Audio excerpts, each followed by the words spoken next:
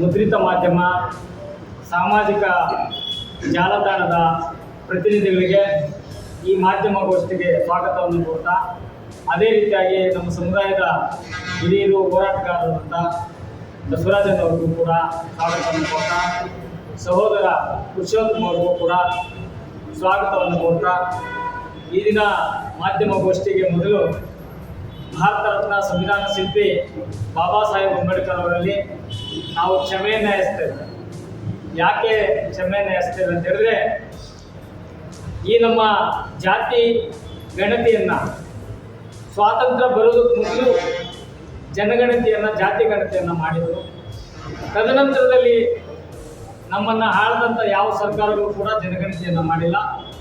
ಅದಾಗಿಯೂ ಕೂಡ ಬಾಬಾ ಸಾಹೇಬ್ ಅಂಬೇಡ್ಕರ್ ಅವರು ಸಂವಿಧಾನ ರಚನೆ ಸಂದರ್ಭದಲ್ಲಿ ಸುಮಾರು ಈ ದೇಶದಲ್ಲಿ 4,000ಕ್ಕೂ ಹೆಚ್ಚು ಅಧಿಕ ಜಾತಿಗಳಿದ್ದಾವೆ ಅಂತಕ್ಕಂಥ ಒಂದು ಪಟ್ಟಿಯನ್ನು ಮಾಡಿ ಸಂವಿಧಾನದಲ್ಲಿ ಬಂದಂಥ ಸಂವಿಧಾನದಲ್ಲಿ ಹಲವಾರು ವರ್ಷಗಳಿಂದ, ಶತಮಾನಗಳಿಂದ ಈ ಒಂದು ಸಮುದಾಯ ಕುಳಿತುಕೊಳ್ಪಟ್ಟಿದೆ.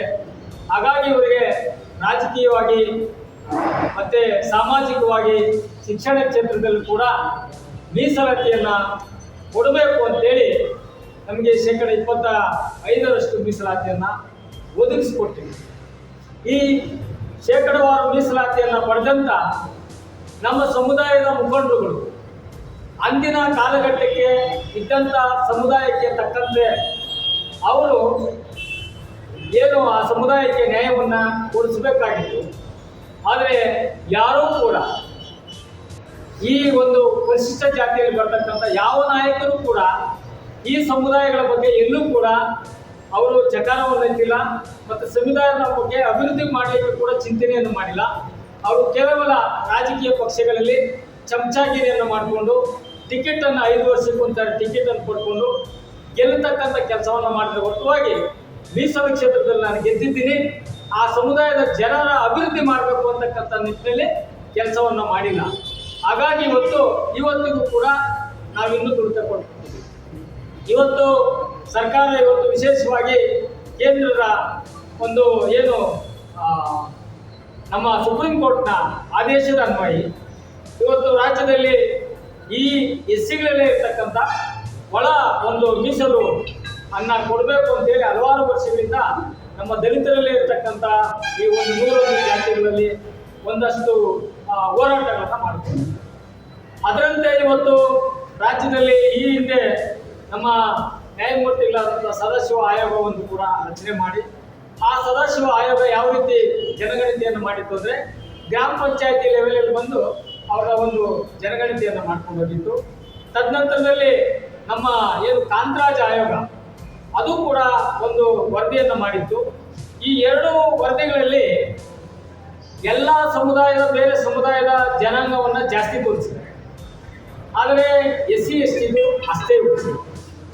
ಒಂದು ಎರಡನೇದು ಇವತ್ತು ವಿಶೇಷವಾಗಿ ಏನು ಒಂದು ಸರ್ಕಾರ ಈ ಒಂದು ವರದಿಯನ್ನು ಬಿಡುಗಡೆ ಮಾಡ್ತಕ್ಕಂಥ ಸಂದರ್ಭದಲ್ಲಿ ಮೊನ್ನೆ SC STಗಳು 1 ಕೋಟಿಗೂ ಅಧಿಕವಾಗಿದ್ದಾರೆ ರಾಜ್ಯದಲ್ಲಿ ಅಂದಾಗ ಕೆಲವು ಸಮುದಾಯ ಇದಕ್ಕೆ ವಿರೋಧವನ್ನು ವ್ಯಕ್ತಪಡಿಸಿ ಇದು ವೈಜ್ಞಾನಿಕವಾಗಿ ಮಾಡಿಲ್ಲ, ಅವೈಜ್ಞಾನಿಕವಾಗಿ ಮಾಡಿದ್ದಾರೆ, ಇದನ್ನು ಮಾಡಬಾರ್ದು ಅಂತಕ್ಕಂಥ ನಿಟ್ಟಿನಲ್ಲಿ ಅಡ್ಡಾಡ್ದಾಗ ಇವತ್ತು ಸುಪ್ರೀಂ ಕೋರ್ಟ್ನ ಆದೇಶದ ಅಂಗವಾಗಿ ನ್ಯಾಯಮೂರ್ತಿ ಜಸ್ಟಿಸ್ ನಾಗಮೋಹನ್ ರೆಹರ್ ಅವರು ಇವತ್ತು ಏನು ಮೇ 5ರಿಂದ 17ರವರೆಗೂ 3 ಹಂತದಲ್ಲಿ ಈ ಒಳ ಜಾತಿಗಳಲ್ಲಿ ಮನೆ ಜನಗಣತಿಯನ್ನು ಬರ್ತಕ್ಕಂಥ ಸಂದರ್ಭದಲ್ಲಿ ಯಾವ ಜಾತಿಯನ್ನು ಮೆನ್ಷನ್ ಮಾಡಬೇಕು ಅವ್ರ ಮೂಲ ಅಂತಕ್ಕಂಥ ನಿಟ್ಟಿನಲ್ಲಿ ಇವತ್ತು ನಾವು ಸೇರಿದ್ದೀವಿ.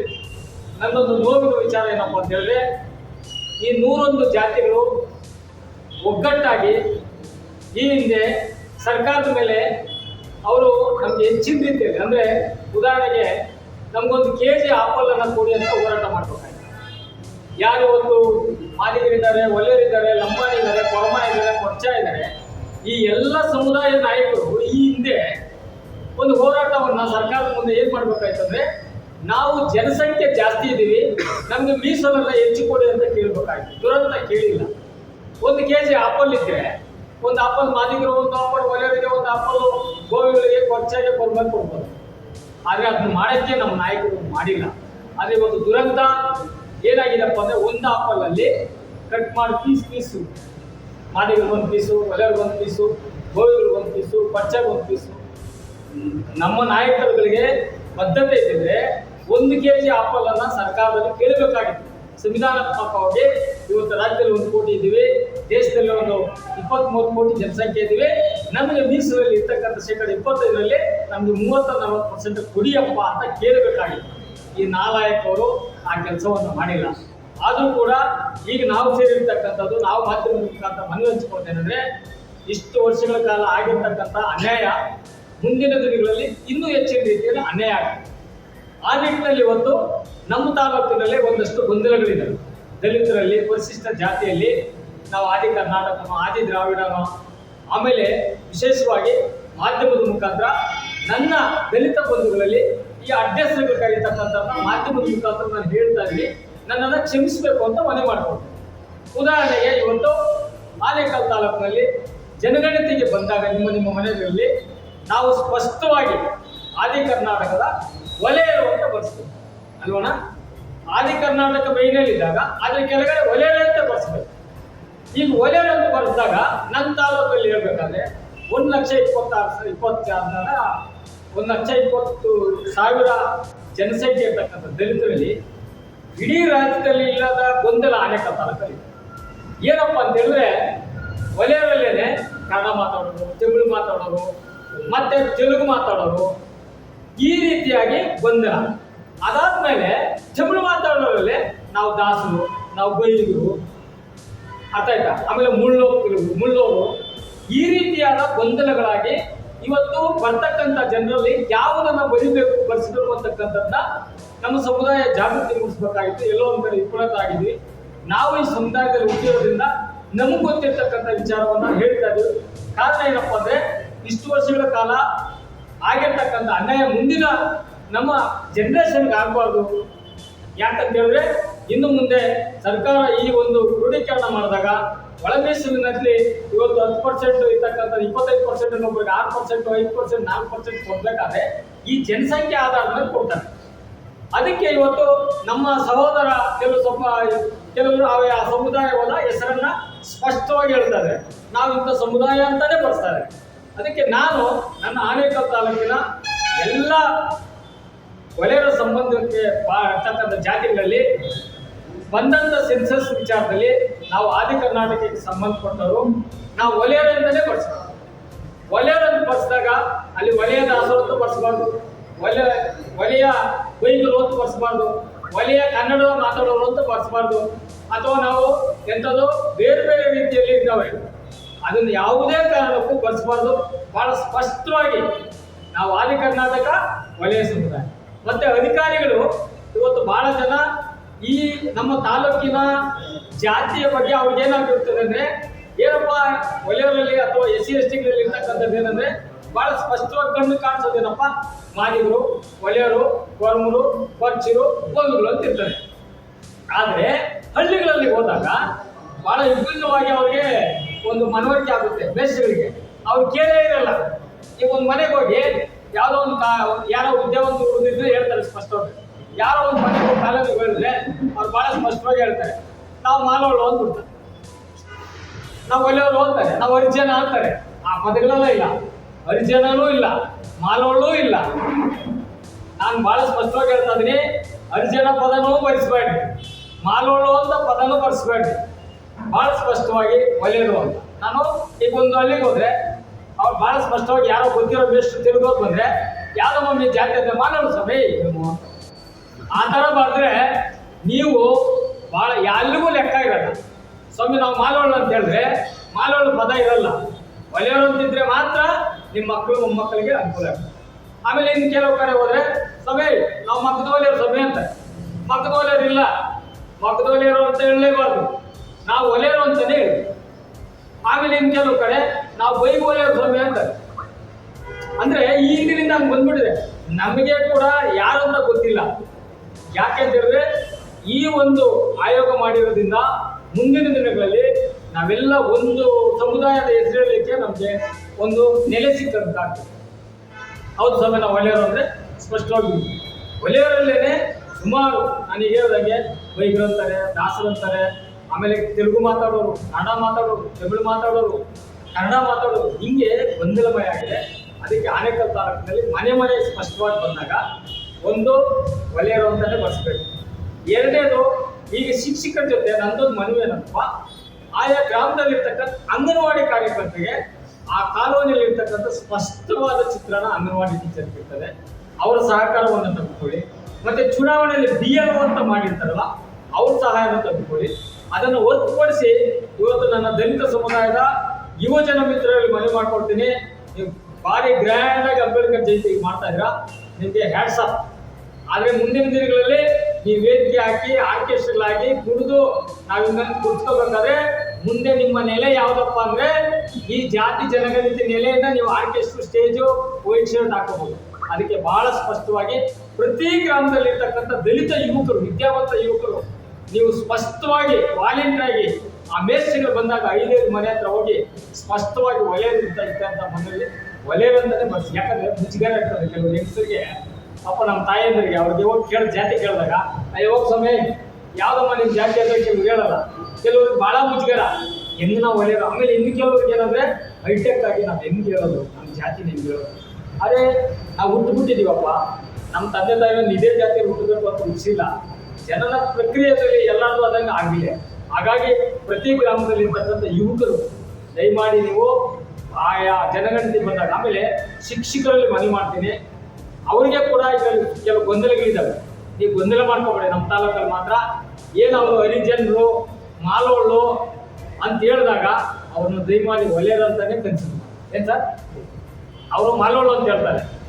ಯಾವ್ದಪ್ಪ ಜಾತಿ ಅಂದ್ರೆ ಮಾಲ ಅಂದಾಗ ಮಾಲ ಅಂತ ಬರ್ಸ್ಬೇಡಿ, ಹರಿಜನ ಅಂತ ಬರ್ಸ್ಬೇಡಿ, ಪನೀರು ಅಂತ. ಆಮೇಲೆ ಅದು ಹೇಳ್ಬಿಡ್ತೀನಿ. ಆಮೇಲೆ ಈ ನಮ್ಮ ಆನೇಕಲ್ ತಾಲೂಕಲ್ಲಿ ಅರಿವು ಭಾಷೆ, ಅರಿವು ಅದೇ ಬಾಂಗ ಅಂತ ಎಲ್ಲ ಅಣ್ತಂಬಿಗಳಿಗೂ ಇನ್ನು ಮಾಧ್ಯಮದ ಮುಖಾಂತರ ಸೋಡುದೇನಂದಾಗ ನೀನು ಏನಂದಾಗ ನಂಗೆ ಪಿರೋಗ ಹಿಂಗೆ ಆನೇಕಲ್ ತಾಲೂಕಲ್ಲಿ 60,000 ಕ್ರಮ ಕನ್ನಡ ಶಂಕರಾಗ ಬೇಸರಾಗ ಮಕ್ಕತಾರ ಕಮ್ಮಿ ಕರಾಗ. ಆಮೇಲೆ ಈಗ ದಾಸರ ಕಮ್ಮಿ ಅದೆಲ್ಲ ಬಿಟ್ಟೋಟು ಬರೀ ಗಿರಿ ಬರ್ಸಕ್ಕೆ ಹೋಗ್ಕೊಂಡು ಒಲೆಯ ಲೋಡ್ ಬರ್ಸಿದಾಗ ನಿನ್ನಿಗೆ ಈ ಗುಳ್ಳಿ ಪುಟ್ಟಿಗಳು ಟೀಚರ್ ಬೆರಿದಾಗೆ ನಂಗೆ ಪರೀದು ನಂಗೆ ಅಪ್ಪಡೆ ಮೀಸಿಗೆ ತಿರ್ನಾಕ ಮೀಸಿಗೆ ಯಾರಿಗೂ ಇದ್ದಿರುತ್ತಿಲ್ಲ. ಆಮೇಲೆ ಕೆಲವರು ಕನ್ನಡ ಪ್ಲೇಸ್ ಮಗ್ತಾರಿ ನನ್ನ ನಂಗೆ ಮಗ್ತಾರಿ ಚಲವಾದಿಗ ಅಂಡಕ ಉಂಗುಳಿಗೂ ಟಿಕೆಟ್ ಇಂದಿರಲಿ ಅಂಡಕ ಗುಳ್ಳಿ ಪುಟ್ಟಿಗಳಿಗೂ ರಾಜಕೀಯವಾಗಿ ಅನುಕೂಲ ಹೊಂದಿರಲಿಲ್ಲ, ಎಜುಕೇಷನ್ ಅನುಕೂಲ ಹೊಂದಿರಲಿಲ್ಲ. ಅಪ್ಪಡೆ ದಯచేసి ಬೇರೊಬ್ಬ ಸಿಂಗಪ್ಪ ನಾನು ನೆನ್ಕೊಟ್ಬಿಟ್ಟಂದಾಗ ಇಂದು ತಮಿಳು ಕೇಸರು ಪರೀರು ಎಲ್ಲರೂ ಕೂಡ ಪರೀರೋಡು ಸ್ವಲ್ಪಟ್ಟು ಇನ್ಮೇಲೆ ಒಲೆಯರು ಒಲೆದ ಒಲೆಯರು ಅಂಡನೇ ಬರ್ಸೋಣ. ದಯచేసి ಯಾರು ಸಿಕ್ಕು ಮಾಡಂಗ ಯಾರೋ ಬಂದು ಯಾರೋ ಮೇಷ್ಟ್ರು ಬಂದು ಮೇಷ್ಟ್ರು ನಮ್ಮ ಕಡೆ ಎಲ್ಲ ಊರ್ಗಳಾಗಲ್ಲ ಮೇಷ್ಟ್ರು ಯಾರೋ ನಮ್ಮ ರೆಡ್ಡಿ ರಾಮ ಬಂದ ಸ್ವಾಮಿ ಬಂದಾಗ ಯಾರು ನಿಮ್ಮ ಜಾತಿ ಅಂದರೆ ಸಮಯ ನಾವು ಮನೆಯ ಸಮಯ ಇತ್ತು ಮಾಲೋಡ್ ಸಮಯ. ಅದನ್ನು ಬಿಟ್ಟು ಭಾಳ ಸ್ಪಷ್ಟವಾಗಿ ನಾವು ಒಲೆಯರಂತಲೇ ಬರೆಸಬೇಕು ಅಂತಕ್ಕಂಥದ್ದು ನನ್ನ ಮನವಿ. ಜೊತೆಗೆ ಇವತ್ತು ನನ್ನ ನನ್ನ ಒಲೆಯ ಜೊತೆಗೆ ಇತರ ಸಮುದಾಯನೂ ಕೂಡ ನಾನು ಮನವಿ ಮಾಡ್ಕೊಳ್ತೀನಿ. ಗೋವಿ ಸಮುದಾಯದಲ್ಲಿ ಕೂಡ ಭಾಳಷ್ಟು ಬಡವರಿದ್ದಾರೆ. ನಿಮ್ಮ ಸಮುದಾಯದವರು ದಯಮಾಡಿ ಗೋವಿನಲ್ಲಿ ಬೇರೆ ಸಮುದಾಯ ಇದೆ. ಎಂಥದ್ದು ರಾಜಗೋವಿ ಅಂತಾರೆ, ಕಲ್ಲು ಗೋವಿ ಅಂತಾರೆ, ಆಮೇಲೆ ಮಣ್ಣು ಗೋವಿ ಅಂತಾರೆ, ಒಟ್ರು ಅಂತಾರೆ. ದಯಮಾಡಿ ಒಟ್ಟು ನೀವೆಲ್ಲ ಕೂಡ ನೀವು ಕೂಡ ಸಂಘಟಿತರಾಗಿ ನೀವು ಗೋವಿ ಅಂತಕ್ಕಂಥದ್ದು. ಯಾಕಂದರೆ ನೀವೆಲ್ಲ ನಮ್ಮ ಸಹೋದ್ಯೋಗಿಗಳು. ಯಾಕಂದರೆ ಕೆಲವು ಅರಿವು ಮೂಡಿಸ್ತಕ್ಕಂಥದ್ದು. ಆಮೇಲೆ ಇಂದಿಗೂ ಕೂಡ ರಾಜ್ಯದ ಅಧಿಕಾರವನ್ನು ಪಡೆದಿಲ್ಲ ಪರಮ ವರ್ಷ ಸಿಂಧೇಖಾತ ಈ ಒಂದು ಅವಕಾಶವನ್ನು ಸದುಪಯೋಗ ಈ ಮದುವೆ ಜೊತೆಗೆ ಯಾಕೆ ಅವ್ರನ್ನೆಲ್ಲ ಹೇಳ್ತೀರಂದ್ರೆ ಅವರೆಲ್ಲ ನನ್ನ ತಾಯಿಗಳು ಅಂತಂಬೋದು ಇಂಥ ಅವಕಾಶವನ್ನು ಪಡೆದುಕೊಳ್ಳಿ. ಇಲ್ಲ ಅಂತ ಹೇಳಿದ್ರೆ ನೀವು ಯಾರು ನಿಮ್ಮ ಮಕ್ಕಳು ಯಾರು ಅಂತಕ್ಕಂಥದ್ದು ಮುಂದಿನ ದಿನಗಳಲ್ಲಿ ಹೇಳೋಕ್ಕಾಗಲ್ಲ. ನೋಡಿ 70-80 ವರ್ಷದಿಂದ ನಾವು ಯಾರಂತ ಗೊತ್ತೇನ. ಬಸಣ್ಣ ಒಂದು ಹೇಳಿದ್ರೆ ನಾನೊಂದು ಹೇಳ್ತೀನಿ, ಇನ್ನೊಬ್ರು ಒಂದು ಹೇಳ್ತಾರೆ. ಕಾರಣ ಏನಂದ್ರೆ ಇದುವರೆಗೂ ಜಾತಿ ಗಣತಿ ಮಾಡಿಲ್ಲ. ಸ್ವಾತಂತ್ರ್ಯ ಬಂದಾಗ ಕೂಡ ಆಮೇಲೆ ಇನ್ನೊಂದು ಏನಪ್ಪ ಅಂತ ಹೇಳಿದ್ರೆ ಜಾತಿ ಗಣತಿ ಮಾನ್ಯ ಕಾಂಚೀರಾಮ್ ಸಾಹೇಬರು ಭಾಳ ವರ್ಷಗಳಿಂದ ಜಾತಿ ಗಣತಿಯನ್ನು ಮಾಡೋದು ಕೊಡಲಿಲ್ಲ. ಆಮೇಲೆ ನನ್ನ ನೋವಿನ ಸಂಗತಿ ಏನಪ್ಪ ಅಂತ ಹೇಳಿದ್ರೆ ಇವತ್ತು ಈ ಸಂವಿಧಾನ ಬಂದ ಮೇಲೆ ನಮಗೆಲ್ಲ ರಿಸರ್ವೇಷನ್ ಸಿಕ್ಕಿದ ಮೇಲೆ ನಮ್ಮ ಹೆಸರನ್ನ ಪಡ್ಕೊಂಡು ಈ ಸಮುದಾಯದ ಹೆಸರು ಪಡ್ಕೊಂಡು MLA MP ಗಳಾದವರು ಒಗ್ಗಟ್ಟಾಗಿ ಅಧಿಕಾರವನ್ನು ಪಡಿಬೇಕಾಗಿದೆ. ಉದಾಹರಣೆಗೆ ಇವತ್ತು ಉತ್ತರ ಪ್ರದೇಶದಲ್ಲಿ ಸಣ್ಣ ಸಣ್ಣ ಜಾತಿಗಳೆಲ್ಲ ಕೂಡಿ ರಾಜ್ಯದ ಅಧಿಕಾರವನ್ನು ಪಡೆದರು. ಅದೇ ರೀತಿಯಾಗಿ ಇಡೀ ದೇಶದಲ್ಲಿರ್ತಕ್ಕಂಥ ಈ ಎಲ್ಲ ಸಮುದಾಯ ಒಂದಾಗಬೇಕಾಗಿದೆ. ದುರಂತ ಇವತ್ತು ಈಗ ಇದು ಎಲ್ಲ ಯಾವಾಗಾಯ್ತು ಅಂದರೆ ಸ್ವಾತಂತ್ರ್ಯದ ಪೂರ್ವದಲ್ಲಿ ಆಗ್ಬೇಕಾಗಿತ್ತು. ಎಂಥ ದುರಂತ ಈ ದೇಶದಲ್ಲಿ ಸ್ವಾತಂತ್ರ್ಯ ಬಂದ ಮೇಲೆ ಕೂಡ ಜನಗಣತಿ ಮಾಡಿಲ್ಲ. ಇಲ್ಲಿವರೆಗೂ 75 ವರ್ಷ ಆಗಿದೆ, ಜನಗಣತಿ ಮಾಡಿಲ್ಲ. ಯಾಕೆ ಜನಗಣತಿ ಮಾಡಬೇಕು ಅಂದರೆ ಜನಗಣತಿ ಇದ್ರೇ ಗೊತ್ತಾಗೋದು. ಜನಗಣತಿ ಇದ್ರೆ ಯಾವ ಸಮುದಾಯ ಎಷ್ಟಂತ ಗೊತ್ತಾದ್ರೆ ತಾನೇ ಆ ಸಮುದಾಯಕ್ಕೆ ಇವಾಗ ಭಾರತ ಸಂವಿಧಾನದಲ್ಲಿ ಬಂದಿದ್ದಾರೆ ಇಂತಿಂಥ ಸಮುದಾಯಕ್ಕೆ ಮೀಸಲು ಕೊಡಬೇಕು ಅಂತ. ಅಂದರೆ ಬಲಿಷ್ಠರಿಗೆ ಸಿಕ್ಬಿಡೋದ. ಇವತ್ತು ನಾನು ಹೇಳಿದೆ ಶಿಲೆಕತ ಜನ MLA ಗಳಾಗಿಲ್ಲ, ಕೊರ್ಮ ಕೊರ್ಚಾಯರ್ MLA ಆಗಿಲ್ಲ, ಅವರು ಕೂಡ ನಮ್ಮ ಸಹೋದರಿಗಳಲ್ಲ. ಹಾಗಾಗಿ ದಲಿತರಲ್ಲಿ ಕೂಡ ಭಾಳ ಜನ ಸೋಚಿಸಿದ್ದಾರೆ. ನಾನು ಮತ್ತೊಮ್ಮೆ ಮನವಿ ಮಾಡಿಕೊಂಡು ಪರಿಯ ಅಂತಕ್ಕಂಥ ಪದವನ್ನು ಬಳಸಬೇಡಿ, ಹರಿಜನ ಪದವನ್ನು ಬಳಸಬೇಡಿ, ಮಗದೂರು ಅಂತ ಬಳಸಬೇಡಿ, ಮುಳ್ಳುಜನ ಅಂತ ಬಳಸಬೇಡಿ, ದಾಸವಲಯರು ಅಂತ ಬಳಸಬೇಡಿ, ಚಲವಾದಿ ಅಂತ ಬಳಸಬೇಡಿ, ಒಲೆಯೇ ಅಂತ ಬಳಸಿ ಅಂತೇಳಿ ನನ್ನ ಮನವಿಯನ್ನು ಮಾಡ್ಕೊಳ್ತಾ ಬಸವಣ್ಣವ್ರು ಮಾತಾಡಬೇಕು ಅಂತ ಮನವಿ ಮಾಡ್ತೀನಿ. ನಾನು ಇಲ್ಲೋಡಿ ಬಸವರಾಜ್ ಅಂತೇಳಿ ವಿವಿಧ ರಾಜ್ಯಾಧ್ಯಕ್ಷರು. ನಾನು ಸಮಸ್ತ ನಮ್ಮ ಪರಿಷ್ಠ ಜಾತಿಯಲ್ಲಿರ್ತಕ್ಕಂಥ ಕಲೈ ಸಮುದಾಯ, ಆದಿ ಕರ್ನಾಟಕ, ಆದಿ ದ್ರಾವಿಡ, ಆದಿ ಆಂಧ್ರ ಈ 3 ಜಾತಿಗಳು ಒಳಗೊಂಡಂತೆ ಒಟ್ಟು 33 ಜಾತಿಗಳು ಕ್ರೋಢೀಕರಣವಾಗಿದೆ. ಈ 3 ಜಾತಿಗಳಲ್ಲಿ 33 ಜಾತಿ. ಈ 33 ಜಾತಿಯಲ್ಲಿ ನಾವು ಯಾವುದು ಅನ್ನೋದನ್ನು ಕನ್ಫರ್ಮ್ ಮಾಡ್ಕೊಳ್ಳೋದಕ್ಕಾಗಿ ಈಗ ಇವತ್ತಿಂದ ಸ್ಟಾರ್ಟ್ ಆಗಿದೆ, ಸೆನ್ಸಸ್ ಸ್ಟಾರ್ಟ್ ಆಗಿದೆ. ಇವತ್ತಿಂದ ಬರ್ತಕ್ಕಂಥ ಅಧಿಕಾರಿಗಳು ಮನೆ ಹತ್ರ ಬಂದಾಗ ದಯವಿಟ್ಟು ಕನ್ನಡ ಮಾತಾಡೋರಿರಲಿ, ತೆಲುಗು ಮಾತಾಡೋರಿರಲಿ, ತಮಿಳು ಮಾತಾಡೋರಿರಲಿ, ಅಥವಾ ಯಾರೇ ಇರಲಿ, ನಿಮ್ಮ ವ್ಯವಸ್ಥೆಗಳು, ನಿಮ್ಮ ಜಾತಿ, ನಿಮ್ಮ ಕುಲ ಉಪಕಸಗಳು ನಿಮ್ಮ ಮನೆಗಳಲ್ಲಿ ಇರಲಿ. ನಾವು ಅದ್ಯಾರು ಬೇಡ ಅಂತೇಳಿ ಈ ಸಮಯನ ನಾವು ಒಂದು ಒಳ್ಳೆ ಸುದೀರ್ಘವಾಗಿ ಬಳಸ್ಕೊಂಡ್ರೆ ನಮ್ಮ ಜನ ಇಷ್ಟಿದೆ, ಕರ್ನಾಟಕದಲ್ಲಿ ಇಷ್ಟು ಸಾವಿರ ಇಷ್ಟು ಲಕ್ಷ ಜನಸಂಖ್ಯೆ ನಮ್ದಿದೆ, ನಮಗೆ ಎಲ್ಲದರಲ್ಲಿ ಮೀಸಲಾತಿ ಹೆಚ್ಚಾಗಿ ಕೂಡಿ ಅಂತ ಕೇಳೋ ಧೈರ್ಯ ನಮ್ಗೆ ಬರ್ತದೆ. ಬಿಟ್ಟರೆ ನಾವೇನಾದರೂ ಜಾತಿಗೆ ಇಟ್ಕೊಂಡು ಹೋದರೆ ನಾನು ಆ ಜಾತಿ ಈ ಜಾತಿ ಅಂದರೆ ನಿಮ್ಮನ್ನ ಸೈಡ್ಲೈನ್ ಮಾಡಿ ಅದ್ರಾಗ ನೀವು ಯಾರು ಅಂತೇಳಿ ಪಕ್ಕಿಟ್ಬಿಟ್ಟು ಮಲೆಯ ಮನೆಗೆ ಇಬ್ಬರೇ ಕನ್ಸಿಡರ್ ಮಾಡ್ತಾರೆ. ಇದು ಉದಾಹರಣೆ ಏನಂತ ಹೇಳಿದ್ರೆ, ಇವತ್ತು ಮಾದಿಗ ಸಮುದಾಯದ ಎಲ್ಲ ರಾಜಕಾರಣಿಗಳು ವೇದಿಕೆಗಳ ಮೇಲೆ ಬರ್ತಾ ಇದ್ದಾರೆ, ಪ್ರಚಾರಗಳು ಮಾಡ್ತಾ ಇದ್ದಾರೆ, ಪೇಪರ್ಗಳಲ್ಲಿ ಅನೌನ್ಸ್ಮೆಂಟ್ ಮಾಡ್ತಾರೆ. ಮಾದಿಗ ಸಚಿವರುಗಳು ಇವತ್ತು ಮಾದಿಗ ನಾಡಸ್ವಾಮಿಯವರು ಬರೀ ಮಾದಿಗರು ಮಾತ್ರ ಮಾದಿಗರು ಬಾರಿ ಅಂತ ಹೇಳ್ತಾ ಇದ್ದಾರೆ. ಆದರೆ ನಾವು ಹಂಗೆ ಹೇಳ್ತಾ ಇಲ್ಲ. ಮಾದಿಗ ಸಮುದಾಯದವರಾದಂಥ ನೀವು ಸಹ ಮಾದಿಗ ಅಂತ ಬರೀರಿ, ಗೋವಿ ಸಮಾಜದವರಾದಂಥ ನೀವು ಗೋವಿ ಅಥವಾ ವಡ್ಡರ್ ಅಂತ ಬರೀರಿ, ಲಂಬಾಣಿ ಸಮಾಜದವರಾದಂಥ ನೀವು ಲಂಬಾಣಿಗಳಂತಲೇ ಬರೀರಿ, ನಮ್ದೇನು ಅಭ್ಯಂತರ ಇಲ್ಲ. ಕೇವಲ ನಾವು ಒಂದು ಜಾತಿಗೆ ನಾವು ಸ್ಟೇಟ್ಮೆಂಟ್ ಕೊಡ್ತಾರಲ್ಲ, ಏನು ತಿಳುವಳಿಕೆ ಇಲ್ಲದಂಥ ಜಾತಿಗಳು ತಮ್ಮ ಮನೆಗಳಲ್ಲಿ ಏನು ಸರ್ವೆಗೆ ಬಂದಂಥ ಸಂದರ್ಭದಲ್ಲಿ ತಮ್ಮ ಮೂಲ ಜಾತಿಗಳನ್ನು ಕಡ್ಡಾಯವಾಗಿ ನಮೂದು ಮಾಡಬೇಕು. ಅದನ್ನು ವಲಯದಿಂದೇ ಮಾಡಬೇಕು. ಯಾಕಂತ ಹೇಳಿದ್ರೆ ಇದು ಮಕ್ಕಳ ಕುಟುಂಬ ಇರ್ಬೋದು, ಚಲವಾದಿ ಮಾಸ್ಟರ್ ಇರ್ಬೋದು, ಅವೆಲ್ಲ ನಮ್ಮ ಸ್ವಾರ್ಥ ಮಾಡ್ತಾರೆ. ಸ್ವಂತ ಅವ್ರು ಓನ್ ಬಿಸ್ನೆಸ್ ಥರ. ಯಾಕಂತಂದರೆ ಅದರಲ್ಲಿ ನಾವು ಈ ನಮ್ಮ ಲಿಸ್ಟಲ್ಲಿ ಅದಿಲ್ಲ, ಮಕ್ಕ ಅಂತ ಇಲ್ಲ, ಚಲವಾದಿ ಅಂತಿದೆ. ಅದು ನಮ್ಮ ತಾಲೂಕು ಬೆಂಗಳೂರು ನಗರ ಮತ್ತು ಗ್ರಾಮಾಂತರದಲ್ಲಿ ಅಷ್ಟೊಂದು ಪ್ರಚಲಿತ ಆಗಿಲ್ಲ. ಆದ ಕಾರಣವಾಗಿ ಅದನ್ನು ನಾವು ಮಾಡಿದ್ರೆ ಸ್ವಲ್ಪ ಸಮಸ್ಯೆ ಆಗಬಹುದು. ನಮಗೆ ಮುಂದಿನ ದಿನಗಳಲ್ಲಿ ರಾಜಕಾರಣದ ಸಮಸ್ಯೆ ಆಗ್ಬೋದು. ಆ ಕಾರಣಕ್ಕಾಗಿ ನಾನು ಈ ಸಮಸ್ತ ಏನು ಪರಿಷತ್ ಜಾತಿಯಲ್ಲಿರ್ತಕ್ಕಂಥ ಎಲ್ಲ ವಿದ್ಯಾವಂತ ನಿರುದ್ಯೋಗಿಗಳೇ ಮತ್ತು ವಿದ್ಯಾರ್ಥಿಗಳೇ ಮತ್ತು ರಾಜಕಾರಣಿಗಳೇ, ದಯವಿಟ್ಟು ರಾಜಕಾರಣಿಗಳು ಇನ್ನೊಂದ್ಸರಿ ಮನವಿ ಮಾಡ್ತೀನಿ, ನೀವು ಈಚೆಗೆ ಬಂದು ನಿಮ್ಮ ಊರುಗಳಲ್ಲಿ ಏನು ಚಲವಾದಿ ವ್ಯವಸ್ಥೆ ಬಿಟ್ಟು ವಲಯರ ಕುಟುಂಬಗಳು ಎಲ್ಲಿದ್ದಾವೆ. ಈ ಉದಾಹರಣೆಗೆ ನಮ್ಮೂರಲ್ಲಿ ಹೊಲಗೇರಿ ಮಾದಿಗೇರಿ ಅಂತಿದೆ, ಇಂಡ್ಲವಾಡಿಯಲ್ಲಿ ಹೊಲಗೇರಿ ಮಾದಿಗೇರಿ ಇದೆ. ಹೊಲಗೇರಿ ಅಂದರೆ ಪೂರ್ತಿ ನಮ್ಮ ಜನ ಇರೋದಲ್ಲಿ ಅದೇ ಕಾರಣದವ್ರು ಇರೋದು ಹೊಲಿದು. ಮಾದಿಗೇರಿ ಅಂತಂದರೆ ಪೂರ್ತಿ ಮಾದಿಗೇರಿ ಇರೋದು, ಅದು ಮಾದಿಗೇರಿ. ಹಂಗೆ ಆ ಊರುಗಳಲ್ಲಿರ್ತಕ್ಕಂಥ ರಾಜಕಾರಣಿಗಳು ಪಂಚಾಯತಿ ಮೆಂಬರ್ಗಳಾಗಿರ್ಬೋದು, ತಾಲೂಕು ಪಂಚಾಯತಿ ಮೆಂಬರ್ಗಳಾಗಿರ್ಬೋದು, ಅಥವಾ ಜಿಲ್ಲಾ ಪಂಚಾಯತಿ ಮೆಂಬರ್ಗಳಾದ ಅಭ್ಯರ್ಥಿಗಳು ಯಾರಾದ್ರೂ ಇದ್ದರೆ ದಯವಿಟ್ಟು ನಿಮ್ಮಲ್ಲಿ ಕೈ ಮುಗಿದು ಮನವಿ ಮಾಡ್ತೀನಿ. ಇದೊಂದು ಸೃಷ್ಟಿಸಿದ ಸಂದರ್ಭ. ಈ ಸಂದರ್ಭವನ್ನು ನೀವೇನಾದರೂ ಬಳಸ್ಕೊಡದೆ ಇದ್ದರೆ ರಾಜಕಾರಣದಲ್ಲಿ ನಿಂತು ಹೊಡ್ತಾ ಬಿಡ್ತದೆ ಅಂತಕ್ಕಂಥ ಮಾತನ್ನ ನಾನು ನಿಮ್ಮ ಮುಖಾಂತರ ಹೇಳ್ತಾ ನನಗೆ ಈ ಪತ್ರಿಕೆ ಬಂದು ಮಾತಾಡೋದನ್ನು ಕೊಟ್ಟಂತ ಮನಸ್ಸಿ ನಾನು ಮಾತಾಡ್ತೀನಿ.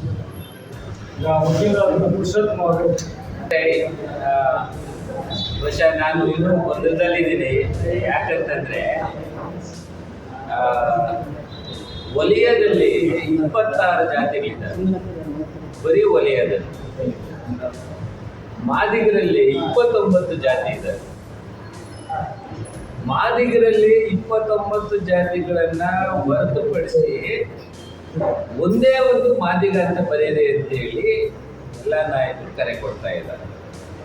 ಅಲ್ಲಿ ವಲಯ ವಿಚಾರ ಬಂದಾಗ 26 ಜಾತಿಗಳಿರ್ತವೆ. ವಲಯ ಲಾಗೆ ಲೇ ಮಾಡಿದ್ರೆ ಒಂದು ಜಾತಿ, ಲಾ ಮಾಡಿದ್ರೆ ಒಂದು ಜಾತಿ. ವಲಯ ಒಂದು ಜಾತಿ, ವಲಯ ಒಂದು ಜಾತಿ. ಯಾವ್ದನ್ನು ಬರಿಬೇಕು? ಲಾ, ವಲಯ ಇದು ಬರಿಬೇಕು ಅನ್ನೋದು ನಮ್ಮೆಲ್ಲರ ಮಾತು. ಆದ್ರೆ ಬಹಳ ಮುಖ್ಯವಾಗಿ ಇಲ್ಲಿ ಎಲ್ಲಿ ಗೊಂದಲಗಳು ಶುರು ಆಗ್ತಾ ಇದ್ದೇವೆ ಅಂತಂದ್ರೆ, ಬರೀ ನಮ್ಮ SC ಸಮುದಾಯ ಇರುವಂತ ಪ್ರದೇಶಗಳಲ್ಲಿ ಬಂದು ಸರ್ವೆ ಮಾಡ್ತಾ ಇಲ್ಲ, ಜನರಲ್ ಮನೆಗಳ ಹತ್ರನೂ ಹೋಗಿದ್ದಾರೆ. ಅವರು ಕೊಡ್ತಾರ ಅವ್ರದ್ದೇ ಮಾಹಿತಿ, ಪೂರ್ಣ ಮಾಹಿತಿ ಕೊಡ್ತಾರ? ಕೊಡಲ್ಲ. ಇದು ಬಹಳ ದುರಂತದ ವಿಚಾರ. ಬಹಳ ಮುಖ್ಯವಾಗಿ ಈಗ ನಗರ ಪ್ರದೇಶಗಳಲ್ಲಿ SC ಅಂತ ಹೇಳ್ಕೊಂಡೇ ಇರುವಂತ ಬಾಡಿಗೆ ಮನೆಗಳು ತಗೊಂಡಿರುವಂತ ಮನೆಗಳು ಸಾಕಷ್ಟು ಇದಾವೆ. ಅವ್ರು SC ಅಂತ ಹೇಳ್ಕೊಂತಾರ? ವಲಿಯಾನೋ ಮಾದಿಗನೋ ಪರಮ ಪರಿಚ ಯಾವ್ದಾದ್ರು ಹಾಕೊಳ್ಳಿ, SC ಕಮ್ಯುನಿಟಿಗೆ ಏನ್ ಬರ್ತಾರೆ ಅವರು. ನಾವು ಅವ್ರ ಜಾತಿನೇ ಹೇಳ್ಕೊಂಡಿರಲ್ಲ, ಯಾವ್ದೋ ರೆಡ್ಡಿನೋ ಇನ್ಯಾವುದೋ ಹೇಳ್ಕೊಂಡಿದ್ದಾರೆ. ಅವ್ರು ಇವಾಗ ಏನಂತ ಬರ್ಸ್ಬೇಕು? ಬರ್ಸಿದ್ರೆ ಮನೆಯಿಂದ ಖಾಲಿ ಮಾಡಿರ್ತಾರೆ.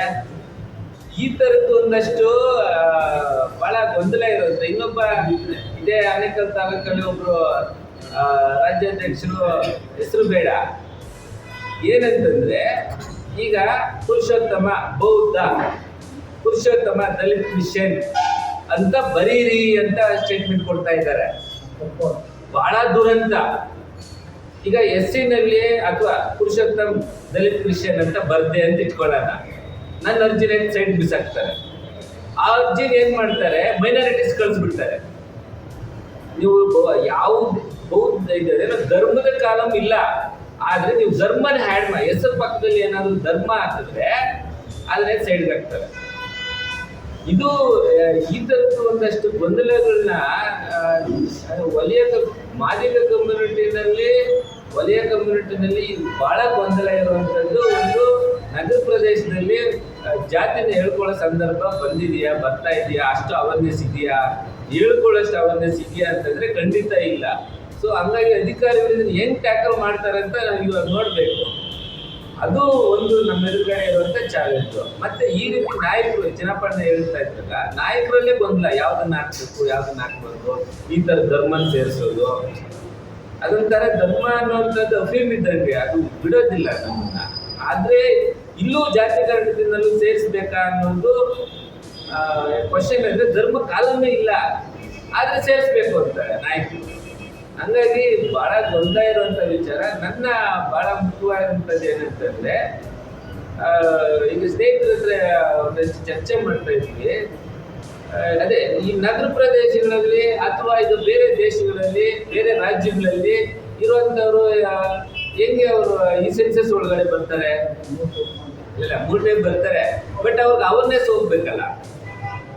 ಸದಾಶಿವ ಆಯೋಗ ವರದಿ ಪಂಚಾಯತಿಂದ ತಗೊಂಡು ಹೋಗ್ಬಿಟ್ರು, ಅಥವಾ ಈ ನಾಗಮೋಹನ್ ದಾಸ್ ಅವರ ವರದಿ ಇನ್ನೂ ಅಸ್ಪಷ್ಟ. ಯಾವ ಈಗ ಬರೋ ಲಾಸ್ಟ್ ಟೈಮು ಈಗ ಎಕನಾಮಿಕ್ ಸೆನ್ಸಸ್ ಅಂತ ಮಾಡ್ತಾ ಇದ್ರು. ಎಕನಾಮಿಕ್ ಸೆನ್ಸಸ್ನ ಹೆಂಗೆ ಯಾರು ಮಾಡಿಕೊಂಡ್ರು, ಅದು ಎಲ್ಲಿ ಹೋಯ್ತು, ಅದು ಎಲ್ಲಿಂದ ತಗೊಂಡ್ರು ಸ್ಟ್ಯಾಟಿಸ್ಟಿಕ್ಸು ಗೊತ್ತೇ ಆಗಲಿಲ್ಲ. ಅಂದರೆ ಇವು ಸೆನ್ಸಸ್ನ ಮಾಡುವಂಥ ವಿಧಾನಗಳನ್ನ ನಮಗೆ ಅದು ಜನ ಸಮುದಾಯಕ್ಕೆ ತಲುಪ್ತಾನೇ ಇಲ್ಲ. ಸೊ ಹಂಗಾಗಿ ನನಗೆ ಭಾಳ ಮುಖ್ಯವಾಗಿ ಕಮ್ಯುನಿಟಿಗೆ ಅವೇರ್ನೆಸ್ ಮಾಡಿದ ಒಂದು ಪಾಂಪ್ಲೆಟ್ ಇಲ್ಲ. ಕಮಿಟಿನಲ್ಲಿ ಈಗ ಕ್ಯಾಸ್ಟ್ನ ನಾವು ಸರ್ಕಾರದ ಈಗ ವರದಿ ಸರ್ಕಾರದವರು ಒಂದು ಪಾಂಪ್ಲೆಟ್ನ ಬಿಟ್ಟು ಈ ಥರದ್ದು ಹಿಂಗಿದೆ ಮಾಡಿ, ಅಥವಾ ಈ ಥರದ್ದು ನೀವು ಸೆನ್ಸಸ್ಸಲ್ಲಿ ಭಾಗವಹಿಸಿ ಇಂತಿಂಥ ಕ್ಯಾಸ್ಟ್ನ ನಮೂದು ಮಾಡಿ ಅಂತೇಳಿ ಎಲ್ಲಿ ಕೊಟ್ಟಿದ್ದಾರೆ? ಸಮಾಜ ಕಲ್ಯಾಣ ಇಲಾಖೆಯವರು ಇದನ್ನ ನೇತೃತ್ವ ಕೊಡಬೇಕಾಗಿತ್ತು. ಸಮಾಜ ಕಲ್ಯಾಣ ಇಲಾಖೆಯವರು ಇದುವರೆಗೂ ಒಂದು ಉತ್ತರ ಪ್ರಶ್ನೆ ಇರಲಿಲ್ಲ. ಈ ಥರದ ಚಿನ್ನಪ್ಪಣ್ಣ ಅಂತವರು ಇನ್ನೊಂದಷ್ಟು ದಿನೇ ಒಂದಷ್ಟು ವಲಯ ಮತ್ತು ಚಲವಾದಿಗಳು ಅಂತೇಳಿ ಸೇರಿದ್ರು. ಅವರೇನು ಮಾಡ್ತಾ ಇದ್ರು? ವಾಲಂಟಿಯರ್ ಮಾಡಿದ್ರು. ಯಾರು ಜವಾಬ್ದಾರಿ ಇದು? ಈ ನಾವು ಅವೇರ್ನೆಸ್ ಮಾಡುವಂಥದ್ದು ಯಾರ ಜವಾಬ್ದಾರಿ? ಸರ್ಕಾರದ ಜವಾಬ್ದಾರಿ. ಸರ್ಕಾರ ಇದನ್ನ ತಗೊತಾ ಇದೆ ಅನ್ನೋದು ಬಹಳ ದುರಂತ. ತಗೊಳ್ಬೇಕಾಗುತ್ತೆ. ಇದುವರೆಗೂ ಏನೇನಾಗಿದೆ ಜಾತಿಗಳು, ಅಂಬೇಡ್ಕರ್ ಅವರು ನಾನು ಗುರುತಿಸಿದ ಜಾತಿಗಳನ್ನ ಅವರೇ ಗುರುತಿಸಿದ್ರು. ಅದು 1932-33 ಮಾಡಿರುವಂಥದ್ದು. ಆವಾಗಲೇ ಅಷ್ಟೊಂದು ಜಾತಿಗಳು ಮಾಡಿರುವಾಗ ಅಂಬೇಡ್ಕರ್ ಅವ್ರ ನಂತರದಲ್ಲಿ ಜಾತಿ ಸೆನ್ಸಸ್ ಅನ್ನೋ ಪದನ ಗೌರ್ಮೆಂಟ್ ತಗೊಳ್ಳೇ ಇಲ್ಲ. ಈಗ ತಗೊಳಕ್ ಹೊರಟಿದೆ. ಅದು ಕೂಡ ನಾಗಮೋಹನ್ ದಾಸ್ ಅವರ ವರದಿ. ನಾಗಮೋಹನ್ ದಾಸ್ ಅವರ ವರದಿ ಕೊಡೋದಕ್ಕಿಂತ ಮುಂಚೆ ಸೆನ್ಸಸ್ನಲ್ಲಿ ಯಾವ್ಯಾವ ಸ್ಟ್ಯಾಟಿಸ್ಟಿಕ್ಸ್ ತಗೊಂಡಿದ್ದಾರೆ ಅದನ್ನು ಒಂದು ಸ್ವಲ್ಪ ನೋಡಬೇಕು. ಯಾಕಂದ್ರೆ ಯಾರು ಕೂಡ ಹಳ್ಳಿಗಳಲ್ಲಿ ಬಂದು ಅವ್ರು ಸೆನ್ಸಸ್ ಮಾಡಲಿಲ್ಲ. ಸೇಮ್ ಸದಾಶಿವ ಆಯೋಗ ವರದಿ, ಕಾಂತರಾಜು ವರದಿ ಅದನ್ನೇ ಫಾಲೋ ಮಾಡಿದ್ದಾರೆ ಅಷ್ಟೇ. ಇವರು ಅವರ ಸ್ಟ್ಯಾಟಿಸ್ಟಿಕ್ಸ್ ತಗೊಂಡು ಸ್ಟ್ಯಾಟಿಸ್ಟಿಕ್ಸ್ ತಗೊಂಡು ಮಧ್ಯಂತರ ವರದಿ ಕೊಟ್ಟಿರೋದು, ಅದು ಪೂರ್ಣ ವರದಿ ಅಲ್ಲ. ಅದು ಕೂಡ ಸರ್ಕಾರದಲ್ಲೇ ಐತೆ, ಇನ್ನು ಮಾಧ್ಯಮಕ್ಕೂ ಬಿಡುಗಡೆ ಆಗ್ತಿರ್ಲಿಲ್ಲ. ಅದು ಹೆಂಗೆ ಏನೇನು ಆಗ್ತಾ ಇದೆ ಅಂತಾನೆ. ಅದು ಎಸ್ ಸಿ ವಿಚಾರಕ್ಕೆ ಬಂದ್ರೆ ಮಾತ್ರ ಇದೆ ನೋಡಿ. ಅಂಬೇಡ್ಕರ್ ಅವರು ಅದಕ್ಕೆ ಕ್ರಾಂತಿ ಪ್ರತಿಕ್ರಾಂತಿ ಅನ್ನೋದು. ಎಲ್ಲಿ SC/ST ಅವರು ನಾಲೆಡ್ಜ್ನ ತಗೊಂತಾರೋ ಅಲ್ಲಿ ಅವ್ರು ಇನ್ನೊಂದು ಪ್ರತಿಕ್ರಾಂತಿ ಮಾಡಿದ್ದಾರೆ. ಆದ್ರೂ ಪ್ರತಿಕ್ರಾಂತಿ ಅನ್ನೋದೇ ಈಗ 10% ರಿಸರ್ವೇಶನ್. 10% ರಿಸರ್ವೇಶನ್ ಯಾರು ಹೋರಾಟ ಮಾಡಿದ್ರು? ಯಾರು ಹೈಕೋರ್ಟ್ ರಿಟ್ ಹಾಕಿದ್ರ?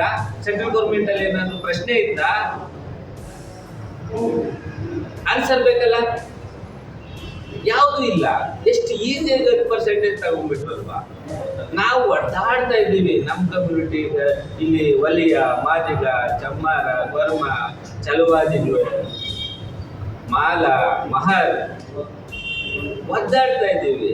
ಅವ್ರು ಮೇಲ್ವರ್ಗರು ಈಸಿಯಾಗಿ ತಗೊಂತಾ ಇದ್ದಾರೆ. ಇದು ಬಹಳ ದುರಂತದ ವಿಚಾರ. ಅಟ್ಲೀಸ್ಟ್ ಈ ಸೆನ್ಸಸ್ ಬಹಳ ಪ್ರಾಮಾಣಿಕವಾಗಿ ಆಗಲಿ. ಅಧಿಕಾರಿಗಳು ದಿಗ್ತಪ್ಪಿಸಬಾರ್ದು. ಹಳ್ಳಿಗಳಿಗೆ ಹೋಗಿ ನೀನು ಆ ಜಾತಿಗೆ ಇರಬೇಡ, ಈ ಜಾತಿಗೆ ಹಾಕು.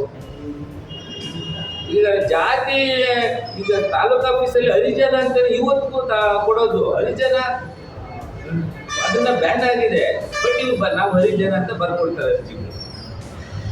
ಸೊ ಹಂಗಾಗಿ ನಾವು ನಾಲೆಡ್ಜ್ ಇರುವಂಥವ್ರೆ ಇದನ್ನು ಮಾಡುವಾಗ ಇನ್ನು ಹಳ್ಳಿನಲ್ಲಿ ಎಷ್ಟು ಮಾಡ್ತಾರೆ ಅನ್ನೋದು ಭಾಳ ದುರಂತದ ವಿಚಾರ. ನನ್ನ ಅಭಿಪ್ರಾಯ ಏನಂತಂದರೆ, ಪೊಲಿಟಿಕಲಿ ಏನೇ ಇದ್ರೂ ಕೂಡ ನೀವು ಜಾತಿಗಳಲ್ಲಿ ಸಂಘರ್ಷ ಮಾಡ್ತಿದ್ದೀರಾ.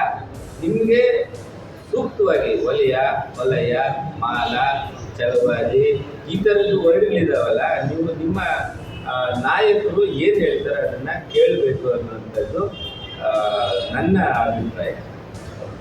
ಮುಖ್ಯವಾಗಿ ಆ ಥರ ಅದು ಒಂದು ವೇಳೆ ಆ ಹೆಸರು ಮುಂದೆ ಧರ್ಮದ ಸೂಚ್ಯಾಂಕವನ್ನು ಬಂದರೆ ದಯಮಾಡಿ ನೀವು ಯಾವ ಸಮುದಾಯನೂ ಆಗಲ್ಲ.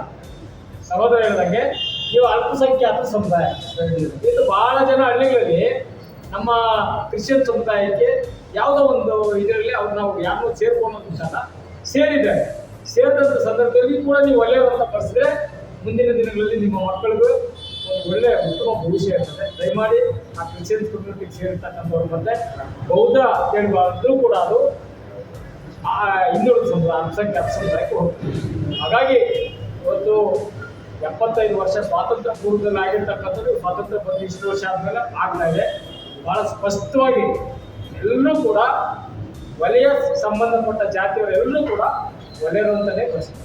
ಅದರಲ್ಲಿ ಎಸ್ಪೆಷಲಿ ಆನೇಕಲ್ ತಾಲೂಕಲ್ಲಿ ತಮಿಳು ಮಾತಾಡೋ ಒಲೆಯರು, ಕನ್ನಡ ಮಾತಾಡೋ ಒಲೆಯರು, ತೆಲುಗು ಮಾತಾಡೋ ಒಲೆಯರು, ಮತ್ತೆ ಈ ತಮಿಳು ಮಾತಾಡೋ ವಲಯದಲ್ಲಿ ದಾಸರು ಬೈಗರು ಅಂತೇಳಿ ಅದರಲ್ಲಿ ಒಂದು ಪದ ಇದೆ. ಅದನ್ನು ಕೂಡ ನೀವು ಬಿಟ್ಬಿಟ್ಟು ಒಲೆಯರೇ ಅಂತ ಅಂತೇಳಿ ನನ್ನ ಒಂದು ಮನವಿ. ಆಮೇಲೆ ಇವತ್ತು ನಾಳೆ ಆದರೆ ತಹಶೀಲ್ದಾರ್ಗೆ ಒಂದು ಮನವಿಯನ್ನು ಕೊಡಬೇಕು. ಯಾಕಂದರೆ ಸಂಬಂಧಪಟ್ಟ ಅಂಗನವಾಡಿ ಟೀಚರು ಮತ್ತು BLO ಅವ್ರನ್ನ ಸಹಾಯಕರಾಗಿ ತಗೊಂಡ್ರೆ ಅಲ್ಲೊಂದಷ್ಟು ಮಾಹಿತಿ ಇರ್ತದೆ. ಆಮೇಲೆ ನೋಡಿ, ಭಾಳ ಜನ ರಿಸರ್ವೇಷನ್ ಗ್ರಾಮ ಪಂಚಾಯತಿ, ತಾಲೂಕ್ ಪಂಚಾಯತಿ, ಜಿಲ್ಲಾ ಪಂಚಾಯತಿ ಮೆಂಬರ್ಗಳಾಗಿದ್ದಾರೆ ನಮ್ಮ ಅಣ್ಣದರು. ದಯಮಾಡಿ ಇವತ್ತಾದರೂ ಎಲೆಕ್ಷನ್ ನಿಂತಾಗ ಮನೆ ಹೋಗಿ ಓಟ್ ಕೇಳ್ತಾರೆ. 5 ಸಾರಿ 6 ಸಾರಿ. ಇವತ್ತು ಒಂದು ಸಾರಿ ಒಂದು 10 ಮನೆಗೆ ಹೋಗ್ಬಿಟ್ಟು ಒಳ್ಳೆಯವರು ಅಂತ ಬಳಸಿರಿ. ನಿಮಗೂ ಮತ್ತೆ ಆ ಜಾತಿಯಲ್ಲಿ ಹುಟ್ಟಿದ ಪುಣ್ಯ ಬರ್ತದೆ.